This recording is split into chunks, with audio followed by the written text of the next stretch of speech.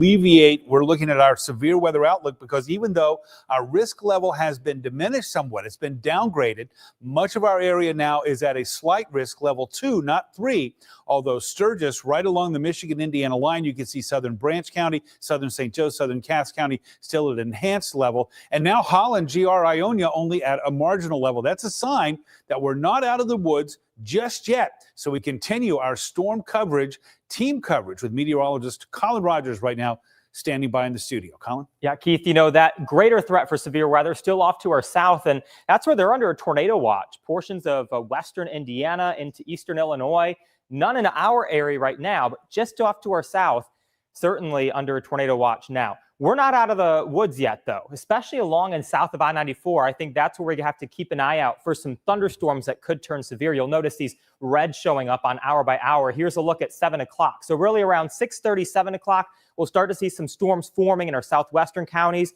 Those will move a little further off to the north and the east. Notice the focus right along and south of I-94. Those storms will move out of here by 9 o'clock, and then we dry up tonight. And by the time you're stepping out the door tomorrow morning, temperatures should be in the mid to upper 50s in most spots. So the greatest threat's going to be some strong winds if we do have any severe storms. And then we're also going to have to watch out for the potential for some more flooding. Any additional rain is going to aggravate those storm drains. Also, I'm not going to rule out a tornado or some large hail, but the primary threat is going to be those strong damaging winds. Keith will have much more in your forecast coming up in just a few. And there's a good deal of flooding after all of the rain today. Right now, police are blocking off some of the roads to help keep people safe. News Channel 3's Autumn Pitcher is joining us live from Kalamazoo. And Autumn, you've seen more than a few people have to turn around there today. Yeah, Princess, there's been a lot of confusion out here at Crosstown and Park because both of these streets are blocked off due to that flooding. You can see some people that are having to turn around, but I really want to set the scene for you. Take a look at this. This is a parking lot. You would never know because it looks more like a lake. We're right next to the Kalamazoo Covenant Academy. You can see a car that's really just floating in that water. But I also want to take you over this way because on Park, you can see that this road is blocked off due to that excessive flooding. And we're really zooming in so that you can see that right now. It's covering the road. And a lot of that is due to river overflow as well. We would definitely recommend that folks do not drive through flooded streets. That can cause your vehicle to stall out, and that could also cause, severe damage to your vehicle. It could ruin your engine. Now take a look at this video we shot earlier today. You can see some of that major flooding. Some drivers took their chances and went through the water. Like we said, not a good idea. And here you can see why. A driver actually got stuck on Cork Street and had to wait for help. Now, Public Works is monitoring water levels, and Kalamazoo Public Safety are closing off streets. But keep in mind, there may be some areas that have not been barreled off. So just make sure to take it slow and be aware of your surroundings. Now, the Kalamazoo County Sheriff's Office gave us this list of roads currently impacted. 2 feet of water was reported on Croydon and Drake Road. Other flooding spots include Maple at Crosstown, South Westnedge at the bottom of the hill, Cork and Burdick, South Rose Street, and Forest. Now, if you run into a blocked road like this one right here, Baker does recommend that you turn around safely and take alternative routes. We will have a full list of streets that are impacted on our website that you can see that. That's WWMT.com. Live in Kalamazoo, Autumn Pitcher, News Channel 3. This is a live look at the Consumers Energy outage map. It's a lot clearer than it was at the start of the week, but about 59,000 people who use Consumers still don't have power. Consumers says they're still trying to get the power back on. They were out this morning in the rain. Thunder and lightning made the drive into work a soaker early this morning, and the rain turned heavy at times this afternoon, slowing the process. Consumers says they have crews ready with more severe weather expected tonight. So we have 831 crews, as well as nearly 100 line or service workers on our group. So 908 total line resources that are out working with us. We've got contractor crews from Michigan, Illinois, Ohio, and Indiana, and also have 246 forestry crews working on our system, working 24/7 to make sure that we're safely restoring power. And tonight, residents in rural parts of West Michigan are feeling frustrated. They say they aren't being prioritized as Consumers Energy works to get power back up. Continuing our team coverage is News Channel 3's Carter Landis, who spoke with homeowners. As Consumers Energy works to restore power to customers in Michigan, some in Sturgis say they're frustrated and worried that they're at the bottom of the list. Mary Federlich lives on Prairie River Lake with her husband and 1.5-year-old dog Molly. She stepped outside on her back porch on Sunday to watch the storm roll in. It was the most bizarre storm I ever saw, to be honest with you. The winds were actually swirling over the water I've never seen before. Shortly after, her power went out, and she's been without power since the severe storms tore through southwest Michigan. Can't use the stove, can't use the microwave, can't make coffee, can't charge your phone, can't watch TV, can't flush the toilet, you can't take a shower. Federlich tells us whenever power goes out in her home, Sturgis often has to wait the longest to get it back. Consumers has made progress in restoring power to many customers across the state. The energy provider calls the storms across the state in the last few days some of the most unique in the company's history. We have record crews on the system, and those crews will stay here until our customers are restored and life in Michigan is back to normal.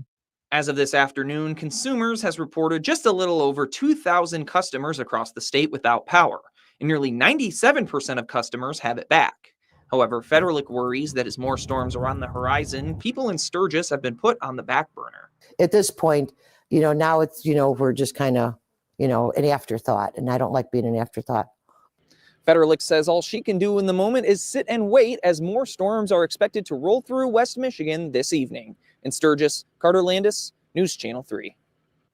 Today's storms are creating serious issues for people who were already cleaning up from the ones this weekend. We continue our team coverage with News Channel 3's Tyler Brummett, who's in Three Rivers tonight after speaking with the owner of a tire shop whose business suffered a lot of damage. I first met Matt Boland Sunday night after severe weather moved through West Michigan. Look at the damage done to his business. You see right there, those windows were busted out Sunday night. And Boland tells me he's worried with another round of rain, there could be even more damage to clean up. We didn't miss, no downtime really. We had enough people helping us out Sunday night to get things to where we could open back up Monday morning. It's been nearly 72 hours since a severe storm busted out windows at Boland's Best One Tire in Three Rivers. And fast forward, owner Matt Boland tells me Wednesday's storms are not making the recovery process any easier. He says there were precautions taken to protect the building. We had a contractor come over and they put some plastic over the top of the OSB so that if we do get high winds and rain again, we can keep down to a minimum how much water we get in here. If you look around his shop, you can see signs of the damage left behind, water dripping from the roof, ceiling tiles missing, and wires hanging from the ceiling. Well, I mean, if you just look at the debris that blew up against the wall up there, so that's all got to be fixed. In these individual little offices here, there's leaks where floor's wet in there. And you'll remember after the storm roared through here Sunday night, several people stepped in to help out, including both workers and members of the community. So how's the recovery going? You'll hear what Boland told us earlier tonight on the news at 6. In Three Rivers, Tyler Brummett, News Channel 3.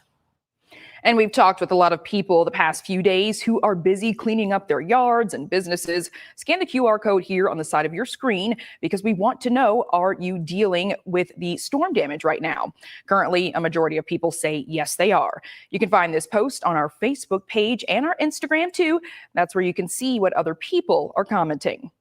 Lieutenant Governor Garland Gilchrist will visit northern Michigan this weekend. He's expected to check out damage from the ice storms they got earlier this week. Governor Whitmer declared a state of emergency for 10 counties up north.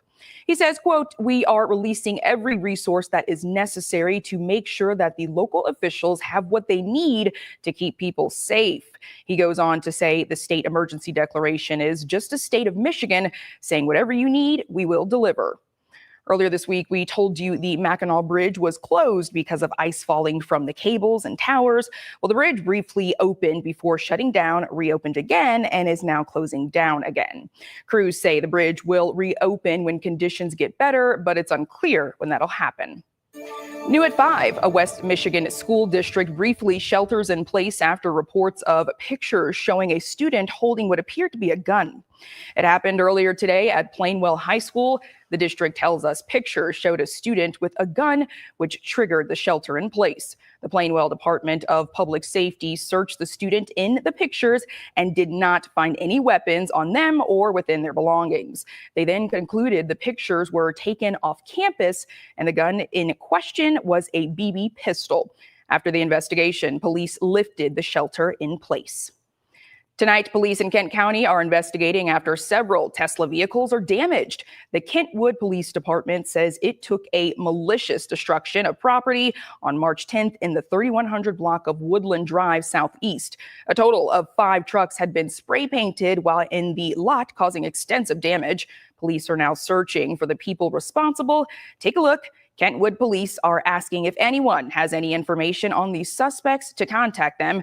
You can also leave an anonymous tip through Silent Observer. In a developing story tonight, President Trump just wrapped up discussing sweeping new tariffs on all imports into the U.S. The tariffs are for at least 10% on practically all goods coming into the states. There's even a higher tariff on dozens of countries that have the highest trade deficits with the U.S. President Trump says it's about bringing prosperity to the U.S. Our country and its taxpayers have been ripped off for more than 50 years, but it is not going to happen anymore. This is one of the most important days, in my opinion, in American history. It's our declaration of economic independence. For years, hardworking American citizens were forced to sit on the sidelines as other nations got rich and powerful, much of it at our expense. But now it's our turn to prosper.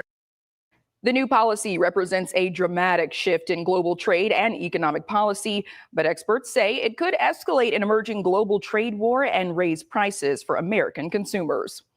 Today is day 6 of the trial for a West Michigan woman accused of murdering her husband in 2007. The tense moments from inside the courtroom.